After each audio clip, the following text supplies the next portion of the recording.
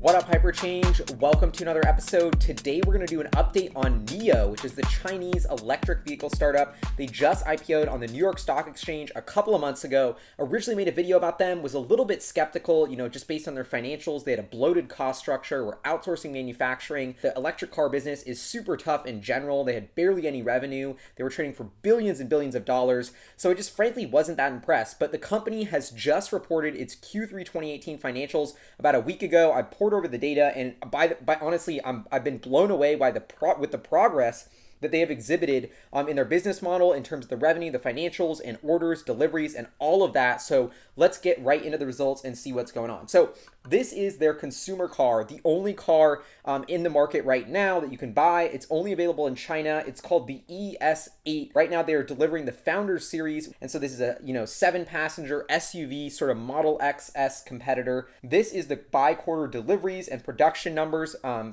NIO. So as you can see, they only delivered about 100 cars in Q2 2018, up to about 3,000, almost 300 in Q3 2018. Production ramped nicely as well. So now some more highlights from the quarter. NIO now has 12 open NIO houses and 9 open NIO pop-up houses in 19 cities across China. So these houses are basically what you'd see as like a Tesla retail store, essentially a very modern kind of Apple-esque, sleek retail design where they sell their cars, educate people about the products. I mean, they're going direct to consumer. They're replicating Tesla's business model in a lot of ways, and it's crazy to see how fast they've expanded. Already, about 19 stores there. They're also saying that they are on track to launch the ES6, a 5-seater version of their SUV, by the end of 2018. So that would be crazy because the ES8 has just gotten in the market. They're just ramping production. They already want to get another car out there by the end of the year.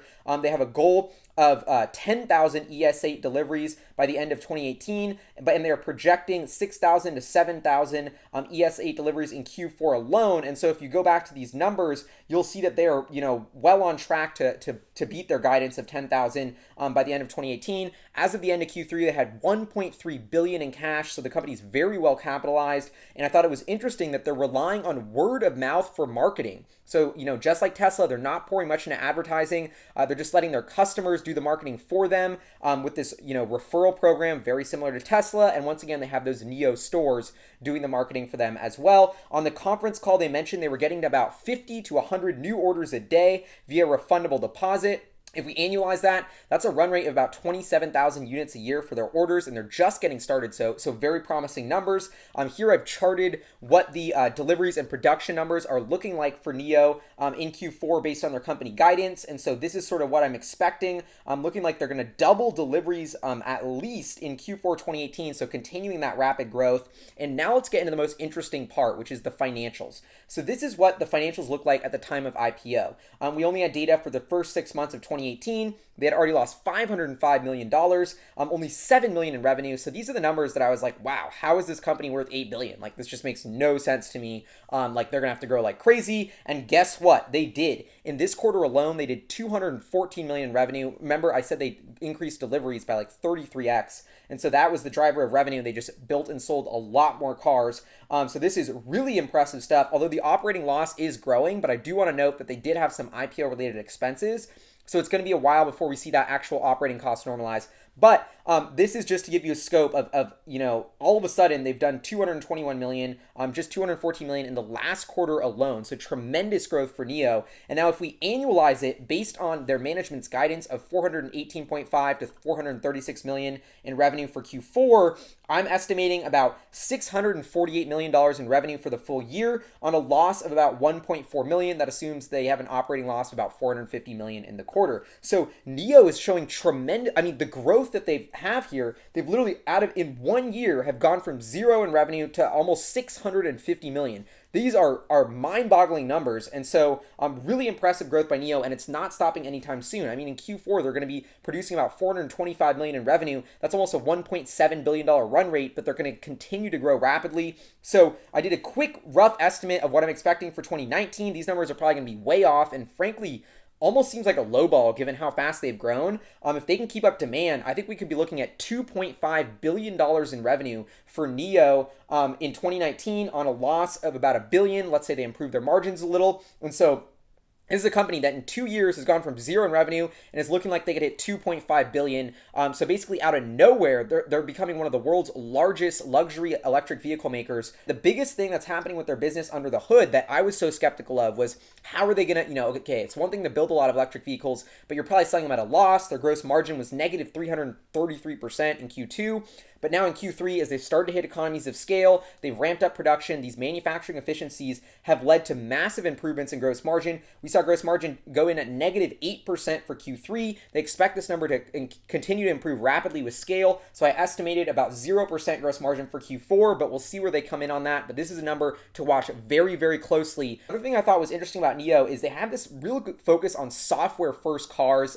This, in my opinion, is why they're a Tesla competitor. This is why they're someone to watch if you're a Tesla investor, because I think they're really expertise and they're going about this the right way with electric cars built from the ground up, direct to consumer, software first. A huge part of that is this little cute thing that they have in their car called Nomi, which is like a virtual AI assistant, which they said on the conference call their consumers love. And so I think Tesla is honestly a little bit behind in this. I made up Moonshot Monday that Tesla should launch an AI voice assistant for their cars. They haven't done it yet, but this is something that NIO is including in their vehicles as well. And so the NIO app, which is another interesting thing, is that has about 626,000 users and more than 170,000 active daily users by the end of October. And and they even mentioned this on the conference call, like this app alone is a huge marketing tool for the company. I mean, think about it. They've only delivered 5,000 cars. There's only 5,000 ES8s driving around in the wild. There's 170,000 daily active users for their app. So this is really interesting data. I really don't know what's going on with their app or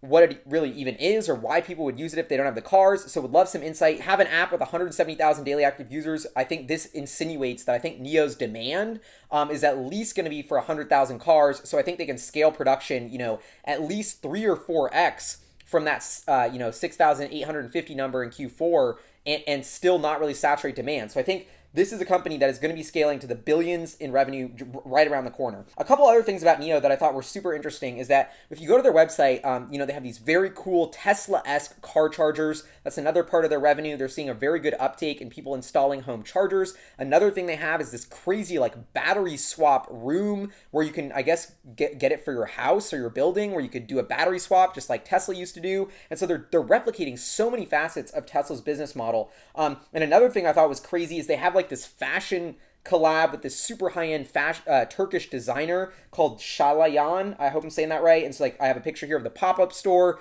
just doing really interesting stuff to try and market themselves as a super high-end premium brand. The other thing I wanted to say though is I do have some questions about NIO because I'm wondering how good is the product? Is the range really as good as they say it is? What are the issues? Are customers happy? These are things that it's so early that we just don't know.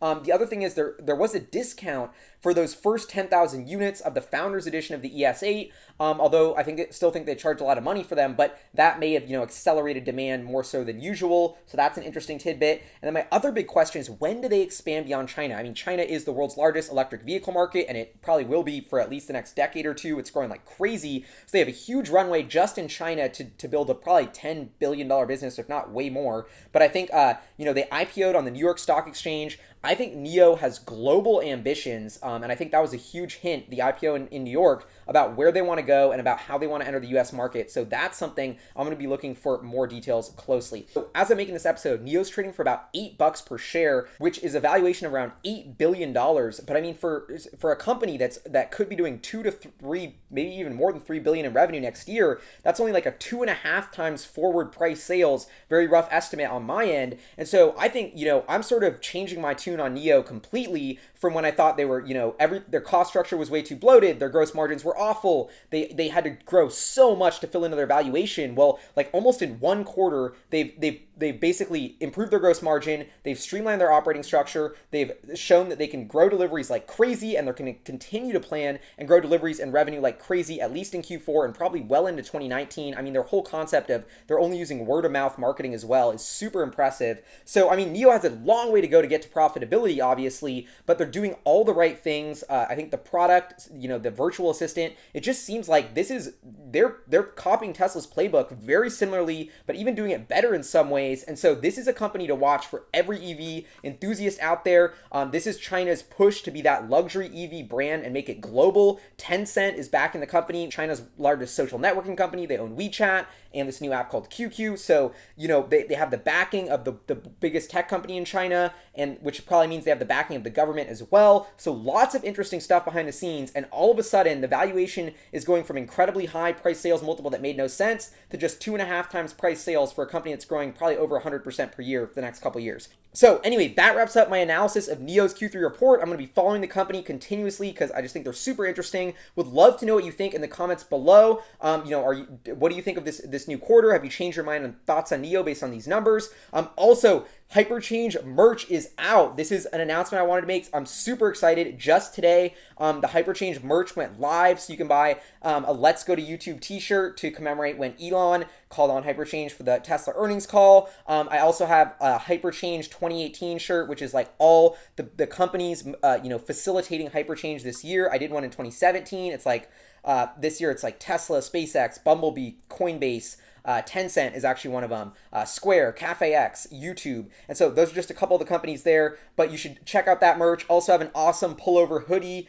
This is all only on sale on Cotton Bureau for 2 weeks. I'm going to put the link in the description. Once they're gone, it's sold out. They're going to be limited edition. I'm never going to print more exclusive Hyperchange merch. So if you want to get back to the channel, this is your chance, and it would mean a ton to me if you order the merch, and I think it's going to be awesome stuff. Super high quality, just looks dope. So anyway, this is Hyperchange. See you guys next time. Peace.